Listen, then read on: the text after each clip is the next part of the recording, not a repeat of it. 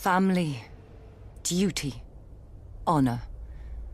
Every Tully child learns our words, but I was a woman before I understood them. Years before, my father had taken to foster the son of a wartime friend, a minor lord on the Fingers. The boy had arrived at our castle as Peter Baelish. Due to his home and size, my brother soon named him Littlefinger. When I came of age, Brandon Stark of Winterfell sought and won my hand. To my father, Brandon was heir to the north and a suitable match for a daughter of House Tully. To me, Brandon was wild and terrifying, never far from laughter or trouble.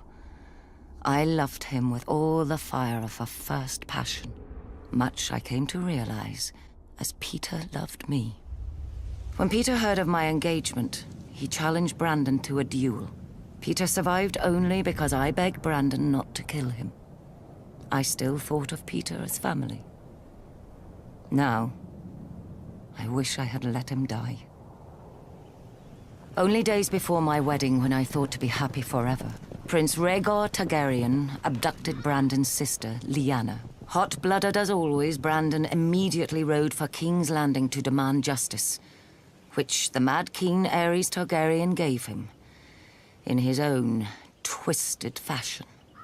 The day the Raven arrived with the news of my Brandon's death, I locked myself in a room and refused to eat for days, until my father reminded me of my duty. I was to marry Eddard, Brandon's younger brother, a man whom I had never met, though of whom none spoke ill, or spoke anything at all.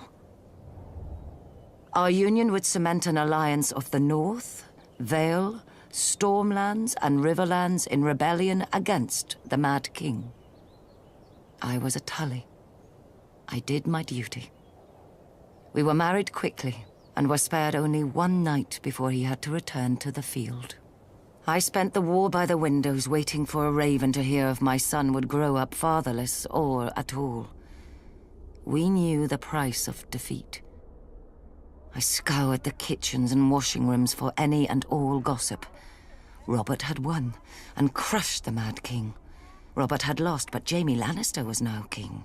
Robert had almost won, but the Mad King had become a dragon and burned King's Landing to ash.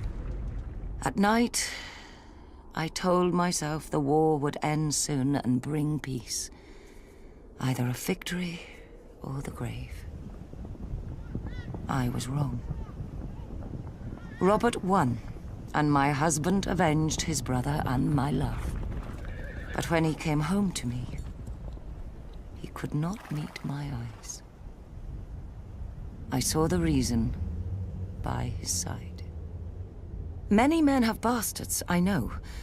And under the strain of war, any man, no matter how honorable, may forsake his vows for a night of warmth that he may never know again. But Ned Stark was not built like other men. His northern honor would not let him sequester his shame in some distant holdfast. He brought this boy, this Jon Snow, home to raise with his true-born children. My children. Yet even these bitter memories are sweet now. They are all I have left of my Ned.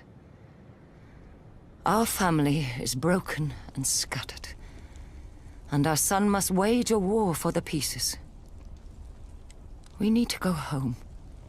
The Starks are of the north, and, like the snows of winter when they come south, they melt away.